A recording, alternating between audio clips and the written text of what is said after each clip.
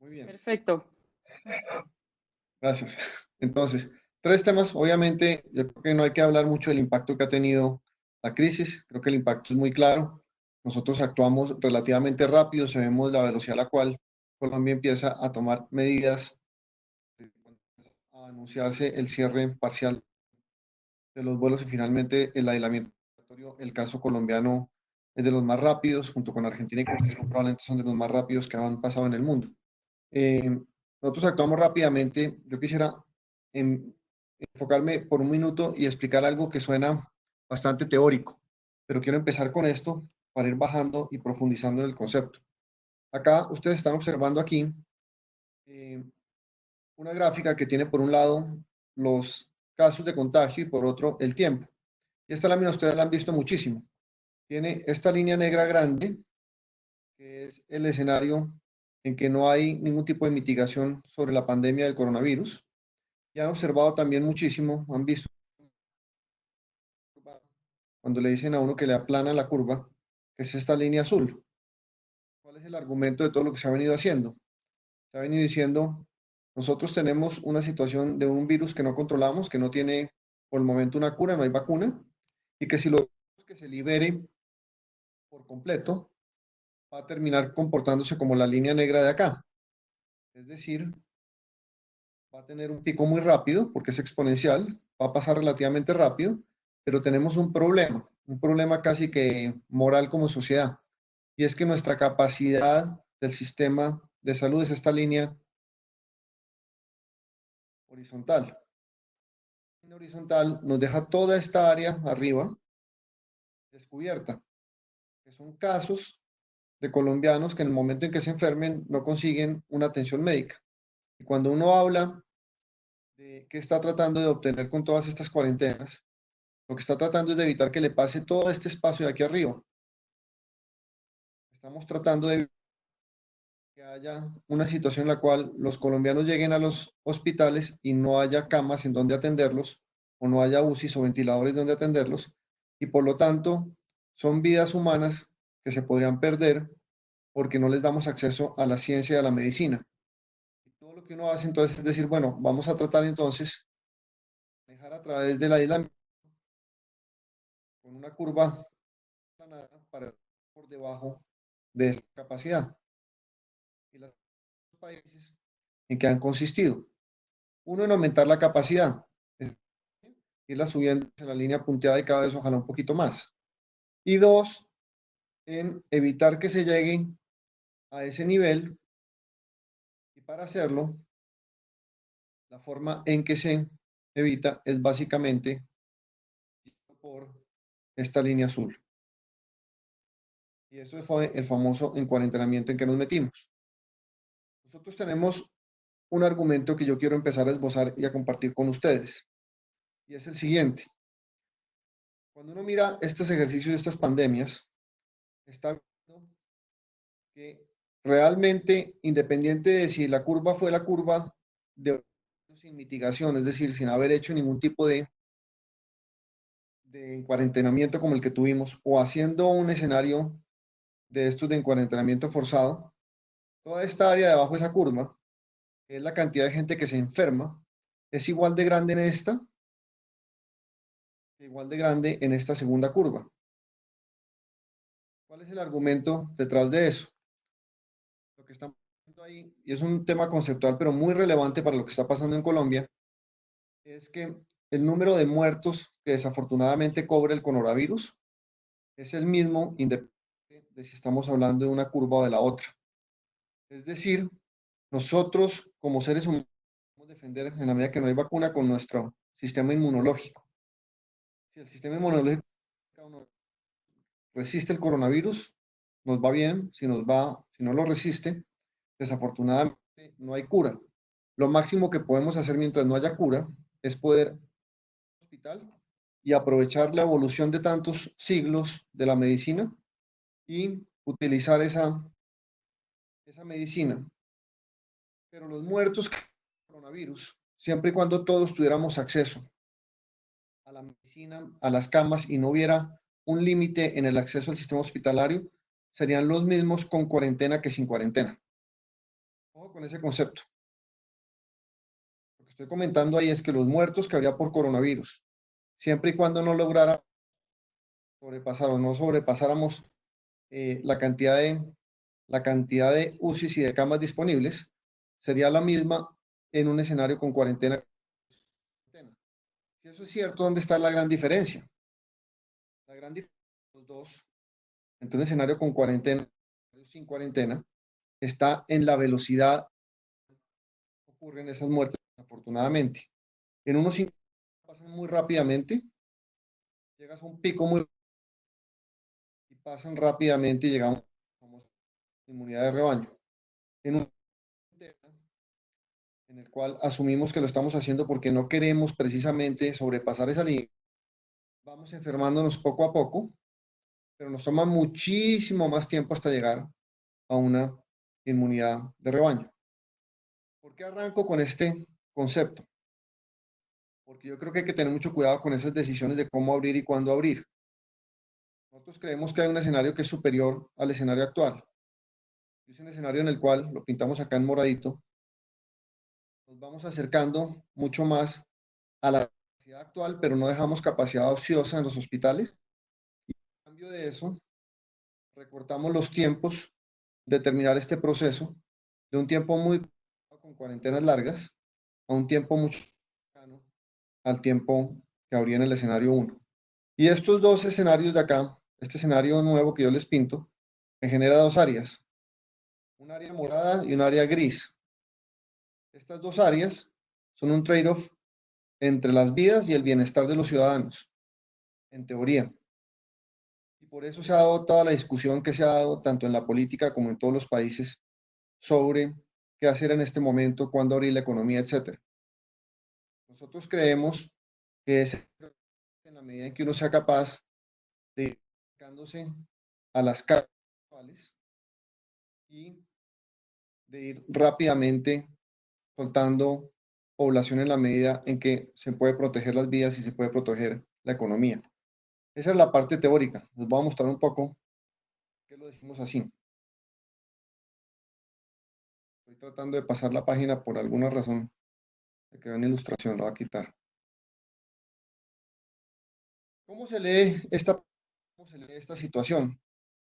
Acá tenemos 9 escenarios, ya pasando esa parte teórica, que describen lo que va a pasar en los distintos países del mundo. Dependen de la respuesta de salud pública y dependen de la respuesta económica a la crisis de salud pública. Nosotros sabemos en la crisis de salud pública, efectivamente, que vienen los cuales el crecimiento exponencial que tiene esta pandemia nos pueden llevar a acercarnos a la situación de no tener suficiente capacidad en el sistema hospitalario. Si nosotros sabemos cómo administrar esa capacidad del sistema y cómo administrar la tasa de contagio de la enfermedad, eso se llama una muy buena respuesta de salud pública. Y uno estaría en estos escenarios de aquí arriba. Si no lo sabe hacer, están los escenarios de abajo, en este eje, en el eje de las Y. Y si además de eso, si la respuesta a esa salud pública no es la correcta, toca seguir haciendo cuarentenas como la actual en la que estamos viviendo. Salimos ahorita que nos toca en 2 meses o en un mes volver a hacerlo y así repetidamente. El problema es que podemos terminar en escenarios muy negativos para la economía y muy negativos desde el punto de vista de la salud pública.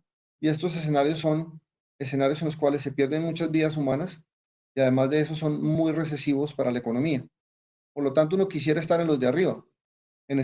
Acá lo que estamos pintando es la economía, cómo la economía sí sufre muy fuerte, pero se puede recuperar y se recupera en la medida en que nosotros somos capaces de virus y no toca volver a cerrar y hacer grandes cuarentenas.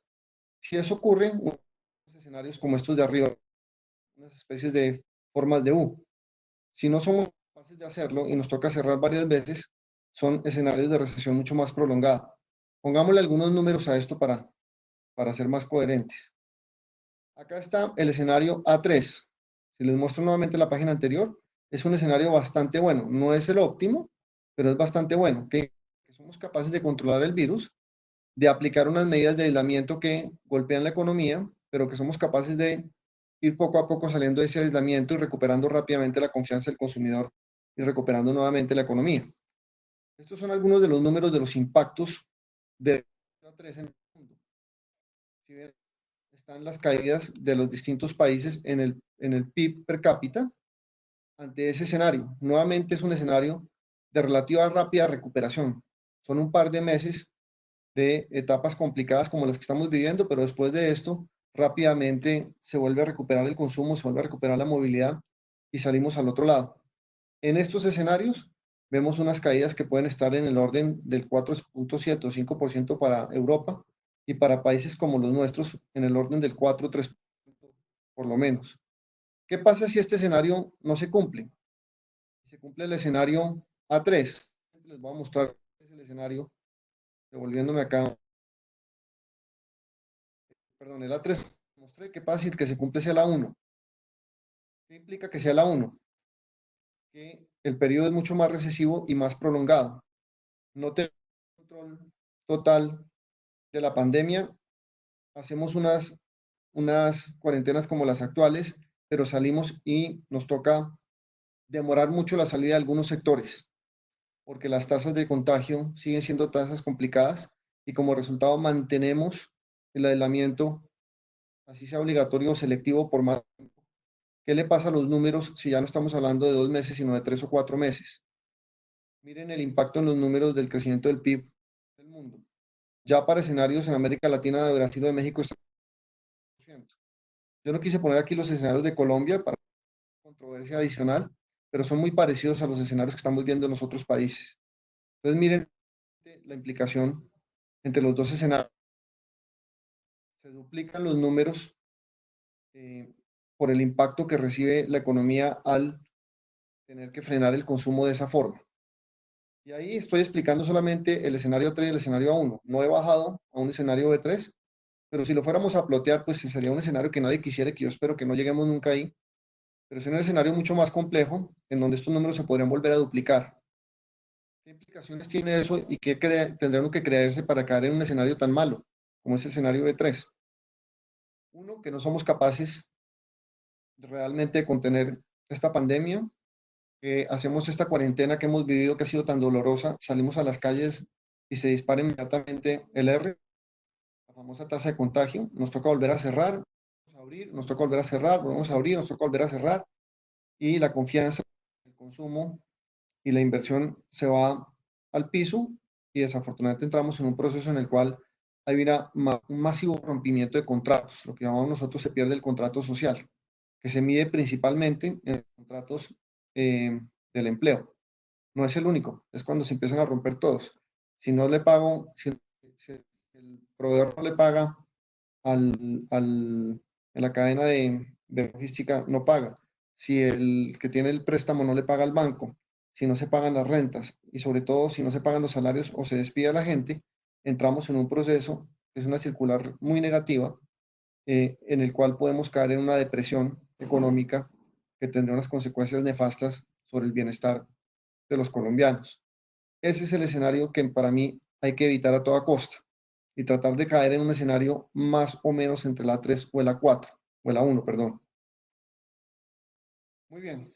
Eso es desde el punto de vista de lo que es el impacto de esta pandemia. ¿Cómo se podría hacer entonces? Acá vemos las dos curvas. Acá se ve la curva pandémica y acá se ve la curva que es casi que simétrica para el otro lado de la economía. En la medida en que uno va actuando sobre esta curva, va afectando la otra. ¿Cuál es la lógica y por qué pasan estas dos curvas así? Al no haber una cura en el virus en este momento, al no tener nosotros ningún antiviral que esté funcionando muy efectivamente y no tener una vacuna, la realidad es que la única forma de combatirlo es, número uno, reconociendo que hay que tener capacidad del sistema y acelerar al máximo posible la creación de capacidad en el sistema de salud. Pero número dos, eso es como tener la mayor oferta posible de camas en el momento en que se necesiten, pero también asegurarse que la demanda es una demanda controlada y que no todos llegamos al tiempo a las camas. Y eso implica que la tasa de contagio no sea muy alta. Como esto es exponencial, es una población muy grande, terminamos llegando todos a las camas y ahí pasan esos escenarios que yo les decía tan negativos. ¿Cómo evitamos eso entonces? hay que controlar la tasa de contagio. La tasa de contagio es función de tres variables. La primera variable es que haya gente que contagie, es decir, que haya enfermos y depende del número de gente contagiando. Lo segundo es que cuando un enfermo está en las calles, alguien que está contagiado, se encuentre con un sano que lo pueda contagiar. Y la tercera es que haya mucha gente para contagiar. Esas son las tres variables que definen básicamente cómo va la tasa de contagio. Y tienen tres estrategias específicas. La primera estrategia es, si yo sé que depende de cuánta gente está contagiando, cuánta gente está en las calles, procurar que haya la menor cantidad de ellos. Y para eso se utiliza toda la estrategia de testing o de pruebas, ¿sí? Y de cadenas de contagio y de aislamiento de la gente que está enferma y que está en las cadenas de contagio.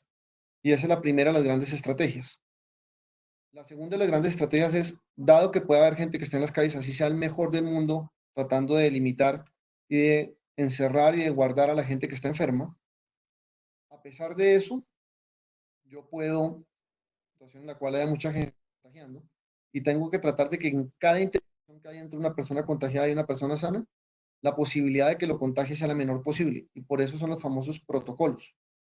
Y es la segunda estrategia, definir muy bien los protocolos en los cuales, o las normas de comportamiento que tendremos al salir a las calles. Y la tercera estrategia es menos gente en las calles a la cual yo pueda contagiar. Y es la estrategia de aislamiento. De esas tres estrategias, perdón, la tercera es la que es muy nociva para la economía, porque al aislar nosotros a los seres humanos, terminamos es también evitando que haya toda la actividad comercial y la actividad humana y empezamos a deprimir la economía generando un gran shock sobre la economía, primero de un shock de demanda y después un shock de oferta. Y por eso se comportan asimétricas. Entonces la pregunta es, dado que yo tengo que manejar de una forma muy proactiva esta curva para que no se me pase de mi capacidad, ¿cómo lo hago con esas tres estrategias? ¿Cómo lo hago con la estrategia de aislamiento para que me golpee al mínimo posible la economía, de aislamiento de seres humanos? Y acá fue donde nosotros planteamos una lógica y es no usar una misma medicina, una misma estrategia para los promedios, sino usarla más para los individuos. ¿A qué me refiero con eso?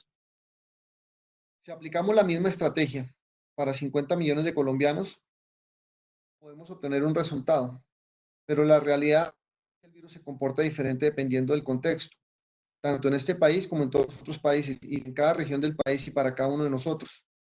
Entonces, sería mucho mejor si pudiéramos tratar de aplicar esa estrategia de aislamiento, no aislando a 50 millones de colombianos, sino aislando a aquellos que tienen que estar aislados. Y para eso hay varios conceptos. El primer concepto es, ¿a quién aísla entonces uno? Si sabe que esa es la herramienta o una de las tres herramientas fundamentales para controlar esta. Si empezamos con los 50 millones de colombianos, ¿con quién empezaríamos? Pues por supuesto empezaríamos con los que están contagiados. Es a los primeros, a ellos y su cadena de contagio. Y para eso es toda la estrategia de pruebas. Pero una vez superado el nivel, que es el que más impacto tiene además en la velocidad de contagio, se los voy a mostrar en un. ¿Con quién seguiría uno? El nivel de aislamiento probablemente, y creo que ha sido eficiente en el caso colombiano, es aislar a las personas que tienen un mayor alto riesgo, es decir, personas de más de 65 años o personas que tengan algún tipo de preexistencia.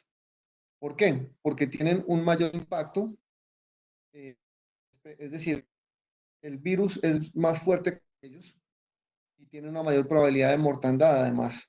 No solamente tiene un sistema inmunodeficiente un poco más débil, lo cual les hace más propenso al virus, sino que cuando les da, además, les da con mucha más fuerza y genera unas mayores tasas de mortandad. Y es para protegerlos a ellos, por supuesto, pero es para proteger a todos los demás. Y ese proteger a todos los demás es porque si a ellos les da con una muy alta probabilidad, ellos van a terminar yendo a las clínicas y a los hospitales y van a colapsar el sistema. Y esa colapsada del sistema va a hacer que las camas que se necesitaban para el resto de la población no van a estar disponibles. Por eso es muy importante y por eso se ha planteado el aislar a los mayores de edad. Después viene una gran pregunta, que es qué hacen los menores de edad, particularmente los estudiantes jóvenes de colegio, porque sabemos que a ellos por lo menos en el resto del mundo y los primeros números que se han visto acá, no son a los que más fuerte les da la enfermedad. Entonces mucha gente dice, pero ¿por qué los vamos a aislar a ellos? Si son asintomáticos además. Son asintomáticos, lo cual implica que no se sabe cuándo les dio, pero dos, cuando les da no les pasa mucho. Entonces, ¿para qué los aislamos? Y uno ve que hay países que han aislado a los jóvenes y hay países que no han aislado a los jóvenes. Yo creo nuevamente que en el caso de Colombia se ha hecho bien el tenerlos aislados por una razón, y es no por ellos, sino por una razón de contexto de la realidad colombiana. Y es que en Colombia, dos terceras partes de los colombianos viven en una situación en la cual los abuelos, los padres y los niños viven bajo el mismo techo. Y esa estadística nos complejiza muchísimo esta situación ante esta enfermedad, porque si queremos proteger a los mayores de edad, pero ellos están todo el día con sus nietos, si sus nietos están en las calles, les van a llevar sin cuenta porque son asintomáticos la enfermedad. Y es la razón por la cual, a diferencia de otros países, Corea, Colombia ha tomado una decisión de aislar, creo yo, de aislar a los menores de edad. Y así vamos bajando en la población. Ya hemos ido aislando a los que estaban enfermos en alto riesgo, a los que están en cadenas de contagio, a los jóvenes que no tienen alto riesgo, pero pueden generar un aumento significativo de esta situación. Y nos queda la población en edad de trabajar, que es la población, digamos, económicamente activa. Esa población económicamente activa, hay que empezar por reconocer que ya gran parte de esa población no está aislada. Si nosotros miramos los sectores que están hoy en día en la calle, esos sectores que están en la calle hoy en ya representan cerca de 8 millones de colombianos. ¿Dónde están esos 8 millones de colombianos? Están en el sector de la salud, que están dando, por supuesto, están en el sector de la seguridad, están en las cadenas de abastecimiento estratégico de alimentos y bebidas, están en el campo, eh, están en el transporte que vemos porque no se ha desacelerado del todo. Toda esa suma están en los servicios públicos. Cuando sumamos toda esa población nos da cerca de 8, entre 7,5 y 8,5 habitantes en Colombia, que es una buena proporción, casi un 30% del total de la población económicamente activa. Entonces nos queda inquietud y es, bueno, ¿y qué hacemos con los que sobran? Porque esos ya están en las calles. Esos que todavía no están, ¿deberían o no deberían salir a trabajar y en qué proporción? Sabemos que son los que causan esa caída principal que les mostraba en la lámina anterior. El tenerlos a ellos guardados, el tener guardados a esos 10, 12 millones de colombianos es los que causa esto, porque el resto están en la calle y sí hay una caída de consumo y una caída de algo de oferta por parte de los mayores de 70 años y de algunos estudiantes, pero la gran mayoría no son ellos. La gran mayoría son esos 10 millones, 12 millones de colombianos. Entonces se pregunta uno, ¿cómo es posible tratar de evitar esto y de manejar esta pandemia al mismo tiempo? ¿Es posible? Nosotros creemos que sí. Lo primero es entender que si uno desagrega el problema y no lo vuelve un problema de 50, sino lo va rompiendo por pedacitos, puede ir encontrando una solución que es mejor que la solución de one size fits all, por decirlo en inglés. Entonces, acá lo primero que planteamos es a nivel región, uno podría definir cuál es la capacidad del sistema de salud de la región y cuál es la tasa de contagio, qué tan rápido está propagando el virus. Y si la capacidad es buena y la tasa es baja, uno podría tener regiones que tienen un sistema de aislamiento menos estringente que otras regiones en las cuales la capacidad está desbordada o está por desbordarse y hay mucha propagación, por lo tanto va a llegar una gran demanda o ya hay una gran demanda y estos probablemente tengan que estar en una cuarentena obligatoria como la actual. Pero lo que vemos nosotros es que hay regiones de Colombia en cada uno de estos niveles y sin embargo estamos aplicando esta palanca. Lo segundo es, estos son los ejemplos, pero los voy a saltar, que no solamente se puede cortar por región, sino por sector. Como bien se ha venido discutiendo en las últimas semanas, los sectores tienen unas condiciones inherentes diferentes. Primero, porque por estructura cada sector se comporta diferente y hay sectores que tienen una mayor capacidad económica que otra desde el punto de vista de la cantidad de caja que manejan. Acordemos que lo estamos aislando, a medida que los aislamos, los tenemos aislados, tienen un problema y es que no tienen ingresos, y al no tener ingresos viven de la caja que tienen, el famoso capital de trabajo. El capital de trabajo de los restaurantes es un tercio del capital de trabajo, por ejemplo, de servicios profesionales. Entonces van a estar con unas necesidades muy diferentes. Esos sectores, además, algunos tienen un riesgo de transmisión más alto que otros. ¿De qué depende el riesgo de transmisión? Entre otras cosas, de tener que interactuar muchísimo físicamente y por mucho tiempo. Por ejemplo, y también ha venido anunciando el gobierno, bares o eventos deportivos masivos, pues tienen un mayor riesgo de transmisión que otro tipo de actividades como precisamente servicios profesionales. Entonces uno puede definir que hay unos riesgos de transmisión y unas relevancias económicas diferentes y con base en eso, organizar los sectores para que tengan una salida más inteligente en no afectar tanto la tasa, a pesar de que haya más gente. Nótese que acá tenemos todos los sectores que ya están en las calles. Es decir, acá están los 8 millones que ya les comentaba. Acá están los 10, 12 millones que faltan. Y la gran pregunta es cómo regionalmente y cómo sectorialmente pueden poco a poco ir saliendo a las calles. Miren el efecto que tiene la segunda de las herramientas. Yo les decía, la primera es testing, la segunda, o pruebas, la segunda es protocolos, la tercera es aislamiento. Esta es la segunda de los protocolos. Cuando uno toma los distintos sectores y le aplica protocolos, la caída en la tasa de contagio es muy significativa, muy significativa. Y es la herramienta más barata con que cuenta una sociedad para poder controlar este virus. La más costosa, por supuesto, son las vidas, pero quitando al lado el concepto de las vidas, dentro de las herramientas de control de la enfermedad, la más costosa es ir construyendo la infraestructura de salud. La segunda, o la más barata, perdón, para ir al otro extremo, son los protocolos. En la medida que podamos ir introduciendo los protocolos a cada uno de los sectores, vamos disminuyendo la tasa de contagio también. Y los protocolos, pues ya los conocemos todos. Esto era novedoso hasta hace unas semanas, pero ya están obviamente en la discusión de todos nosotros. Son protocolos para trabajo en casa, son protocolos para distancia de aforos, para el manejo y control de la temperatura, son de higiene y de salud, reporte de contagios, de cumplimiento, y se van haciendo para los sectores de la economía. Siendo los dos más complejos y los de mayor controversia, el manejo del transporte, particular transporte público, por eso la gran discusión de Transmilenio, y el segundo, el protocolo relacionado con el trabajo y los cambios que hay que hacer en el esquema de trabajo para generar más flexibilidad laboral y poder manejar también la demanda de gente en la calle con base en turnos laborales. Esos son los más importantes. Acá hay algunos ejemplos, por ejemplo, de comercio. Así uno puede plantear entonces que ya sé cuál es el impacto de la situación, ya sé cómo se puede abrir de una forma ordenada, qué tipo de estímulos económicos y que sigue hacia adelante. Acá viene un tema que lo veíamos al principio y que acá se explica en más detalle y es, entre más alta sea la medida de distanciamiento físico que apliquemos, siendo el extremo la cuarentena obligatoria, y más dure, más vamos a caer en unos escenarios en los cuales podemos entrar en la famosa depresión que yo les mostraba en las primeras gráficas. Por lo tanto, lo que hay que hacer es que hay que tratar de manejar estos dos ejes y es que no sea tan intenso, pero que obviamente sea lo suficiente para que la famosa tasa de contagio del R no se dispare y que no dure tanto. Y eso conceptualmente, ¿cómo se ve? Eso se ve, lo vamos a ver aquí, se ve en cuatro componentes.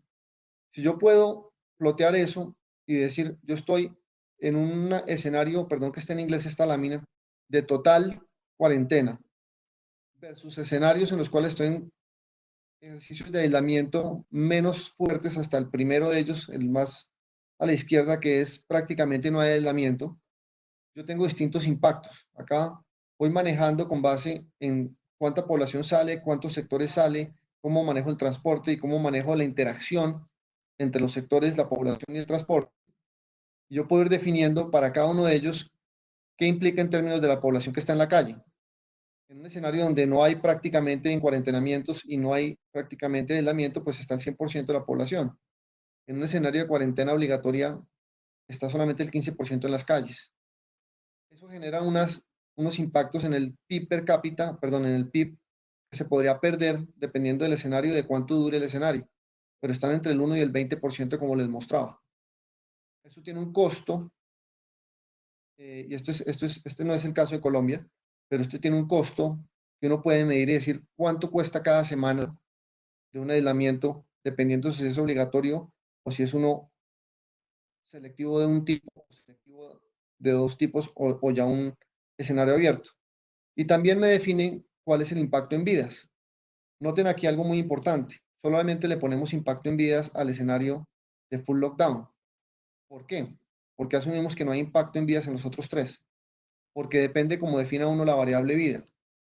En este caso, estamos hablando de las vidas que se hubieran podido salvar si alguien que llega a un hospital consigue cama. Las vidas acá entonces que se pierden son las de la gente que no logra conseguir una cama porque el sistema está desbordado. Y en los otros escenarios, excepto en el obligatorio, el sistema nunca se desborda. Con esa información, entonces, ¿qué creemos que haría uno? Podría manejar unos escenarios en los cuales plantea ante distintos niveles de capacidad instalada en el sistema, que es la oferta que tiene el sistema de salud. Y va uno aumentando el número, en este caso de UCIs, que son el cuello de botella. Y ante distintos niveles de velocidad, ¿sí?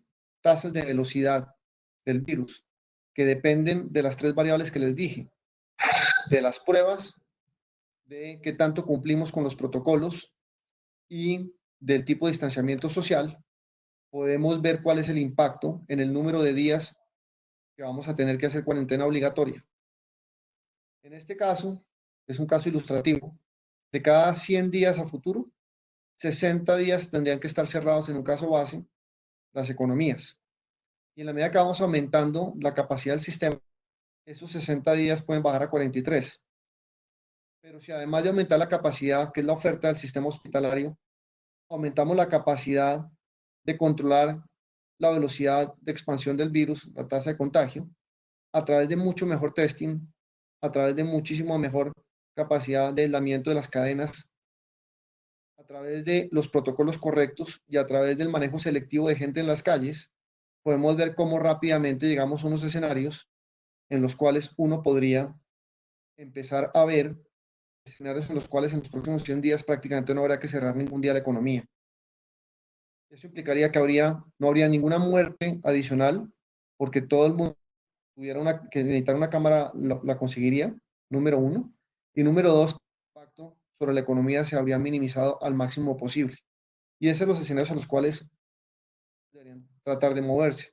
En la medida que pueden seguir construyendo la capacidad instalada, pero al mismo tiempo también ir asegurándose que tenemos la capacidad de desarrollar las herramientas necesarias para controlar esta tasa de contagio. Miren que esto tiene mucho más impacto hacia abajo de lo que tiene hacia la derecha. Y es apenas natural. Es mucho más difícil construir la capacidad hospitalaria que construir la capacidad de los protocolos y la capacidad de testeo en teoría. Y obviamente la variable con la que uno termina jugando una vez ya invierte en las construcciones de las dos capacidades es la cantidad de gente en las calles. Esa teoría y esa forma de pensar, nosotros ver que se maneja proactivamente esas cuatro herramientas, que son nuevamente la capacidad hospitalaria, la capacidad de hacer testing, la capacidad de hacer y obviamente hacerlo cumplir. Una vez que identifico quién tiene y quién no tiene el virus, de poder realmente aislarlo. La capacidad de poder hacer cumplir con unos protocolos que realmente protejan. Y la capacidad de ir movilizando gente selectivamente con la estrategia que les planteábamos, nos permitiría entender muy bien y administrar muy bien el impacto en vidas y el impacto en bienestar en la población. Último, y paro ahí. Esto de todas formas genera un impacto y ya lo estamos viviendo. El impacto ya pasó, aparte, desde el punto de vista económico. El impacto obviamente en vidas no ha pasado, estamos empezando. Pero el impacto económico ya se empezó a sentir. Y al nosotros utilizar la herramienta, quiero profundizar en este concepto y parar ahí, la herramienta de aislamiento obligatorio o de aislamiento selectivo, de aislamiento social en general, estamos impactando a cuatro grandes grupos o stakeholders en inglés. Los hogares, las empresas, el sistema financiero y el gobierno. ¿Qué estamos haciendo? Al separar la actividad humana y al no permitir la actividad humana, estos cuatro grupos están sufriendo de alguna manera desde el punto de vista económico, en el bienestar de sus componentes. Los hogares y los individuos sufren y el mayor sufrimiento que pueden tener, perdón, es en el corto plazo, perdón que sonó el teléfono, es en el corto plazo, y es el sufrimiento, pues, para llevarlo al extremo, de que no tenga cómo trabajar, no tenga ingresos en este momento y que tenga hambre. Y ese es el primero de los niveles a los cuales hay que atender. Similarmente para las empresas. A las empresas les pasa algo semejante. Las empresas se van quedando sin capital de trabajo en la medida que no tienen ingresos para pagar y lo que tenemos que tratar de evitar es que rompan todos esos contratos a un primer nivel. El sistema financiero, todavía no hemos visto ningún impacto significativo en el sistema financiero, pero en la medida en que estos dos se ven afectados, pueden terminar afectando también el sistema financiero. Y lo terminan afectando, obviamente, en la medida que un no pago de muchas de las obligaciones bancarias, ya sea de consumo o ya sean de empresas. Y también tener mucho cuidado y entender muy bien cuál es el impacto que puede tener sobre el sistema financiero, porque acá están los ahorros de todos los. Y obviamente, en la medida en que los tres necesitan liquidez de corto plazo y la van pidiendo, el gobierno va ofreciéndola y la va pagando de dos formas. La va pagando ya sea por presupuesto nacional o la va pagando por la va pagando, perdón, un segundo.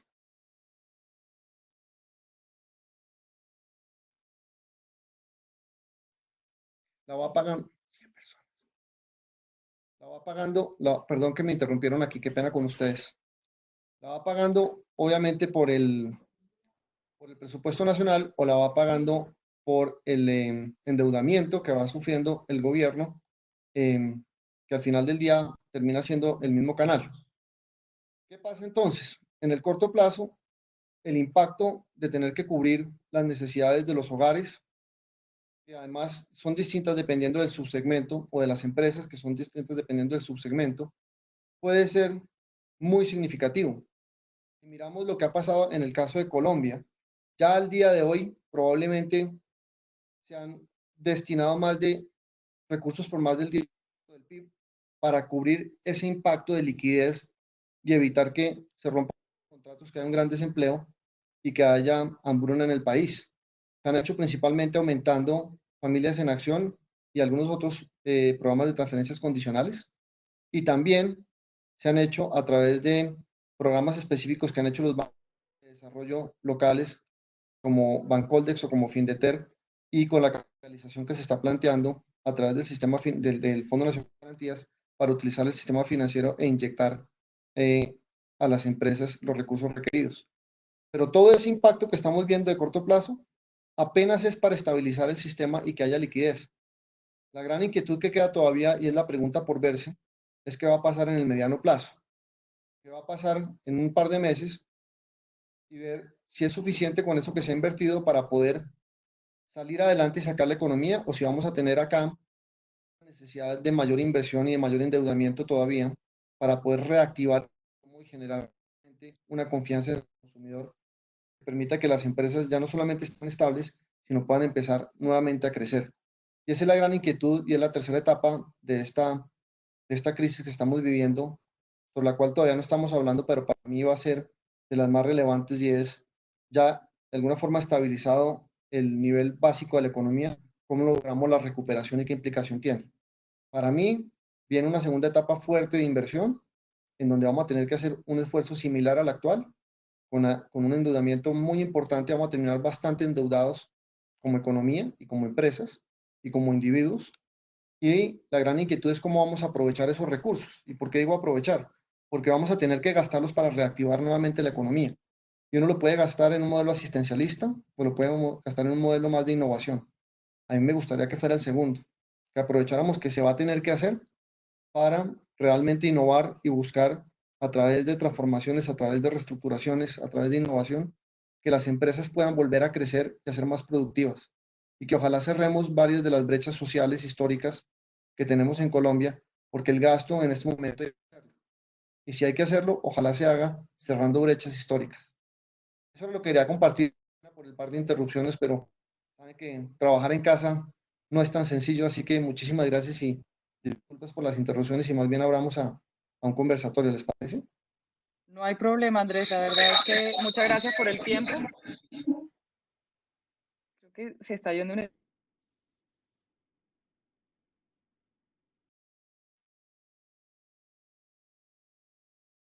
¿Aló? Necesita, es que esa factura sola de... ¿Aló? Por favor, le pedimos a las personas que tienen los micrófonos abiertos de poderlos poner en silencio para poder oírlos. Andrés, te iba a hacer la primera pregunta.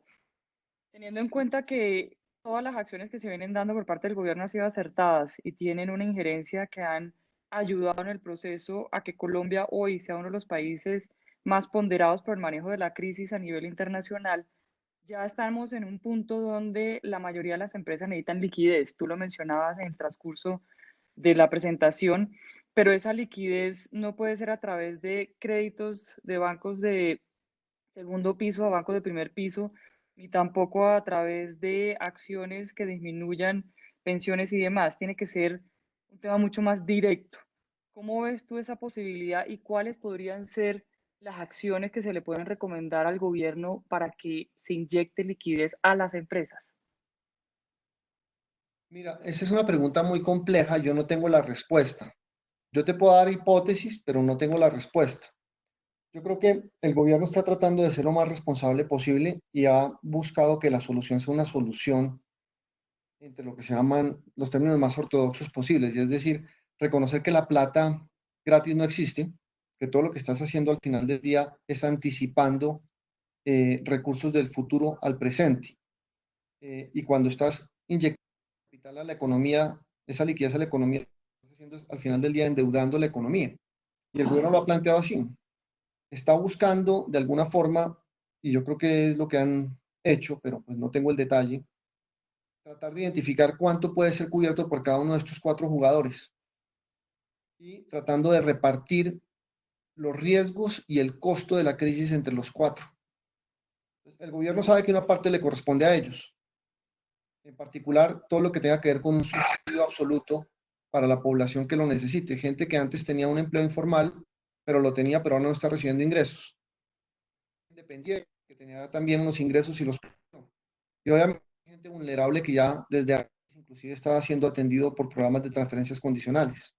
Entonces, ¿qué ha hecho el gobierno? La primera tajada ve para ellos. Entonces, en el espacio fiscal que tenga, empieza a sumar los números y a decir, bueno, ¿cómo puedo yo apoyar al más necesitado en este momento? Y apoya directamente a través de un subsidio a los hogares. A todos aquellos que no tienen una capacidad de poder sobrevivir, entonces atiende la subsistencia mínima, que es la subsistencia precisamente alimentaria, totalmente alimentaria. ¿Y eso quién lo cubre? Eso lo cubre el gobierno. Nosotros, no sale de nuestros impuestos, pero está socializado entre todos. Después dice, bueno, empresas, ¿cómo empiezo a atender las empresas? Y empieza a abrir líneas de crédito subsidiadas. Todavía no entra, o no lo ha hecho Colombia, sí lo han hecho otros países, a hacer un subsidio directo a la empresa, sino empieza a jugar con un esquema en el cual asume parte del costo, una parte muy importante, al ponerle una garantía a los créditos y utiliza el sistema financiero para tratar de irrigar los recursos hacia las empresas. ¿Por qué lo hace así? Para tratar también, como les decía, administrar los riesgos y los costos entre todos, reconociendo además que el gobierno no sabe exactamente qué empresas realmente van a necesitar el esfuerzo y cuáles no, y que hay unos agentes en el sistema, que son los bancos, que se la viven de tasar riesgos y de entender esos riesgos. Y les asigna una tarea y les dice, yo necesito que usted me diga a quién le presto y a quién no. Y para que lo haga en serio, yo necesito que usted ponga algo de su capital y usted también arriesgue conmigo para que tome la decisión bien. Y es lo que hacen al utilizar, por ejemplo, el esquema del Fondo Nacional de Garantías, generándole garantías a los créditos financieros nuevos de empresas. No hemos visto nada todavía para el sistema financiero y ojalá no lo veamos, pero ese tipo de esquemas lo que están haciendo es tratando de separar el costo entre el costo que todos asumimos, que sería el costo de inyectar directamente, que lo están haciendo en el caso de personas, y el costo que asume la empresa. final del día, como es un crédito, muchas no pagarán, pero algunas repagarán. Y ese repago que tiene, al final del día lo que hizo es que incrementó los costos y movió los riesgos entre varios y las distintas empresas también asumieron parte del costo. Ahora, la pregunta es si es suficiente, que es la pregunta intrínseca que tú haces. ¿Es suficiente en tamaño y es suficiente en velocidad? ¿Y qué otras herramientas podrán existir? La verdad es que las herramientas ortodoxas son relativamente pocas en la medida en que tú estás utilizando recursos del futuro y trayéndolos al presente. Herramientas más expansionistas y tendrías que, yo no soy economista a propósito, pero hay economistas que creen que una situación como la actual que requiere mayores herramientas que las herramientas ortodoxas. Podrías pensar en una emisión directa, que al final del día es una forma diferente de hacer la vuelta, porque el banco no emite tampoco porque sí, acuérdate que además el banco es independiente.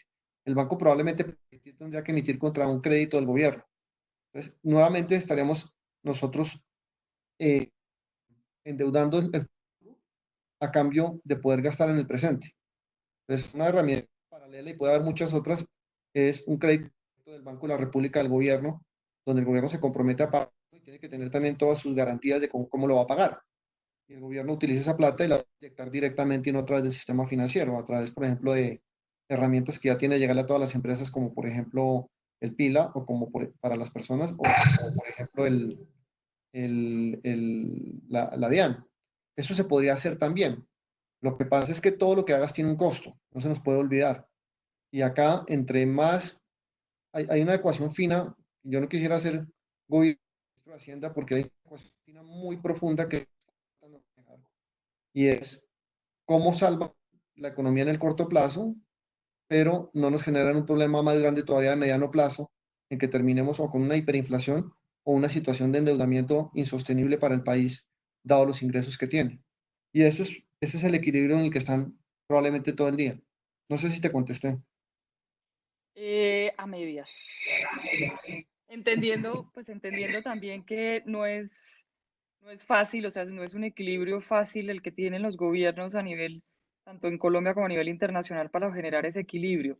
Sin embargo, por supuesto, la mayoría de las preguntas que estoy recibiendo están muy relacionadas con esa pregunta que te hice de cuáles son eh, esas acciones que se deberían de establecer en los diferentes sectores. Por ejemplo, en la actividad lúdica, entretenimiento y turismo serán las últimas en retomar. Además, el dinero disponible se irá para gastos prioritarios. ¿Cómo se ve el manejo de este sector? Todas las preguntas están muy orientadas hacia ese camino porque efectivamente hay mucha incertidumbre en el sentido de cuál va a ser el proceso, cómo va a ser el siguiente paso de ayuda y cómo se puede preparar las empresas que en este momento tienen cero liquidez y que están a punto de despidos o quiebra. Sí. Eso que estás diciendo es una realidad y esta situación es muy diferente a todas las que nos tocó vivir. Ni siquiera se compara con los años 30. Yo estaba leyendo mucho de los años 30 y de la situación en Colombia de los años 30 y la gran diferencia es que tú no tenías que aislar a los seres humanos. El factor de una... ¿Qué pasa en la crisis actual? La crisis actual es una crisis, yo le digo Molotov, ¿por qué? Es un cóctel perfecto de las cosas que no quisieron o que le pasen. Hay un shock de demanda fuertísimo, porque tú lo que haces es que previenes a la gente para que no salga a la calle y la gente además se asusta. Entonces no solamente no puede salir a comprar, sino que compra lo esencial y no compra el resto. Entonces eso deprime principalmente a aquellos que viven de actividad física como los restaurantes o como el turismo, pero también a los sectores no esenciales, porque la gente se priva de consumir. Entonces viene un choque de consumo muy fuerte. Las crisis generalmente vienen por algún lado, pero no por todos. A eso se le pega un choque de oferta, porque la gente no puede producir tampoco. Entonces generas un doble shock y se le genera un tercer shock, que es un shock de ingresos. Y es muy difícil ver una crisis que tenga un shock de consumo o demanda, mejor dicho, de oferta y de ingresos. Y si a eso le sumas el que la solución natural de eso es sencillamente, pues, aceleremos la actividad económica, gastemos, generemos un consumo, así sea un poco artificial al principio, y busquemos que la máquina se mueva, esa es la forma de las crisis. Y es lo que uno está viendo que los gobiernos están tratando de hacer, ya sea a través del esquema colombiano o a través de uno más directo, pero en un caso como el actual, en el cual lo que nos impide no es ni siquiera el hecho de gastar o no gastar, es el hecho de poder salir a las calles y trabajar. Y es el hecho de poder generar una confianza en el consumidor, que no es una confianza típica que se genera porque tenga capacidad de ingresos. Aún con ingresos hay un impacto en la confianza del consumidor, porque a ciertas actividades le dan miedo. ¿Cuándo vas a volver a montarte en un avión? ¿O cuándo vas a ir con toda la tranquilidad a un juego de fútbol? ¿O cuándo vas a estar en ciertas situaciones muy asociadas con el turismo, aunque esté abierta la economía? Necesitas generar una confianza en unos sistemas de salud y en que el virus está suficientemente controlado para que la gente salga masivamente en esas actividades. Y eso te genera la pregunta que estás haciendo, y es, hay sectores que por supuesto están más golpeados que otros, y lo van a estar por la naturaleza de la crisis en la que estamos metidos. Y ahí ya vienen unas discusiones de política pública que no tengo ni idea cómo se puede zanjar siquiera, de dado que esos sectores son tan importantes para la economía y tan importantes para los seres humanos y tan importantes para el empleo, ¿cómo los vas a proteger en el intermedio? Y entender que la solución no puede ser solo macro, tiene que ser micro también. Acá el trabajo de lo macro y lo micro son importantísimos porque la diferencia por sector es inmensa. Y va de la mano. Eso va muy de la mano también con, con la siguiente pregunta. Ya estamos a 5 minutos de terminar nuestro webinar, pero quiero hacer esta última pregunta que va muy de la mano con lo que estás mencionando y es, ¿el comercio será uno de los últimos en sectores en comenzar? ¿Cuál debe ser el proceso de reactivación de la demanda para que el consumo de los hogares se reactive? Oye, qué buena pregunta. Eh, yo no sé si sea de los últimos o no. Eh, sí es claro que no ha sido de los primeros, pero acordémonos que hay dos comercios acá, ¿no? Está el comercio formal y el comercio informal. Desafortunadamente, el que está siendo más golpeado para mí, o el que podría estar siendo más golpeado, desafortunadamente es el formal, porque es el que se va a pedir una serie de condiciones o se van a poner una serie de trabas para que salga. Pues hasta ahora no ha salido, no se ha anunciado nada del comercio, pero el comercio informal yo creo que sigue andando y es el comercio más difícil de controlar desde el punto de vista de las herramientas que estábamos hablando, en particular todos los protocolos. El manejo de protocolos tiene que ser igual de exigente para el comercio formal que para el comercio informal.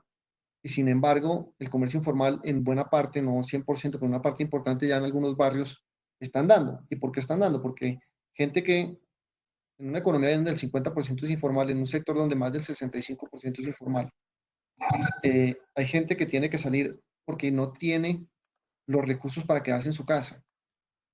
Tienen que alimentar al resto de la familia y trabajan en el comercio informal.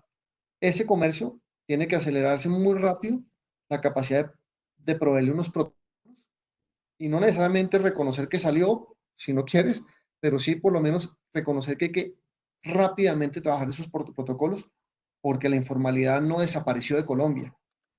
Y para mí eso es un tema muy, muy importante. Y el formal realmente depende muchísimo del tipo de comercio, porque el comercio agrupa muchísimo, eh, pero sí va a haber unas áreas de comercio que van a estar muchísimo más golpeadas, como la persona que estaba preguntando, ni siquiera porque no puedan actuar bajo las nuevas normas y el nuevo normal. O sea, yo no vería por qué uno no podría ir a comprar unos zapatos a un centro comercial. Si todas las normas están planteadas, la posibilidad de infección debe ser muy baja.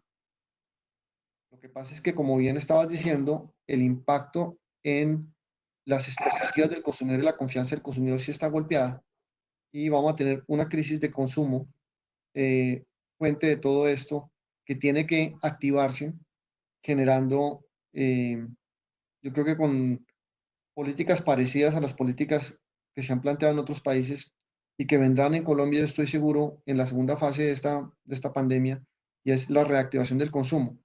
Y vienen fuertes, fuertes, fuertes intervenciones, creo yo, como se han visto en el resto del mundo que se están empezando a dar. Y como se dieron a propósito, ahí sí, en la crisis de los 30. Si uno mira la política que hizo en su momento el gobierno colombiano en el año 30, fue muy interesante. Había una expansión de la base monetaria importante, utilizando políticas ortodoxas, pero muy monetarias, con el apoyo del Banco de la República. Se invirtieron 25 o 30 millones de pesos de su momento, que era muchísima plata. Se desarrolló un programa muy importante de obra pública y se fomentó la creación de un consumo que permitió a Colombia en 3 años recuperarse y estar mucho mejor que el resto de la región y recuperarse más rápido que el resto de la región. Yo creo que para allá vamos. De acuerdo. Muchas gracias, Andrés, por el tiempo. Muy interesante la presentación. Me están preguntando si podemos compartir la presentación. No sé si sea viable tenerla para poderla enviar a los afiliados. Más de 130 personas se inscribieron a este webinar y están pidiendo ayuda en obtener la presentación. O sea que tú nos dirás si es posible o no y agradecerte nuevamente por acompañarnos. ¿No? Con mucho gusto y yo creo que estamos pasando un momento muy difícil, de muchísima incertidumbre, pero que puede ser, guardadas las proporciones de la tragedia que estamos viviendo, un momento muy histórico en la etapa, en la vida de Colombia, si en esta segunda parte, cuando la empecemos a vivir, realmente aprovechamos las oportunidades que nos puede dar la situación. Y es, vamos a tener, yo estoy convencido que vamos a tener que hacer un esfuerzo muy importante a corto plazo, vamos a tener que gastar muchísimo en el corto plazo, pero eso lo podemos hacer de una forma en que cerremos unas brechas históricas importantes. Y les dejo 2 ideas y cuelgo. La primera es, miren lo que hemos logrado en educación. Logramos romper una serie de paradigmas de que no era posible hacer educación a distancia de calidad en Colombia. La calidad para algunos, no para todos, pero ¿por qué no podemos aprovechar esto para que les llegue a todos la educación de calidad? Miren lo que hemos logrado hacer en el manejo de trabajo a distancia y las implicaciones que tiene en la vida cotidiana. Yo creo que se puede generar una demanda increíble por servicios del sector público a distancia, que si se contratan y se hacen bien, pueden generar en Colombia el famoso de competitividad y de digitalización del que hemos hablado. Y si vamos sector por sector, hay una gran cantidad de oportunidades. Hay 3 millones de colombianos que están viviendo en hacinamiento, no tienen casa propia. Ese es el déficit habitacional, 3 millones de hogares.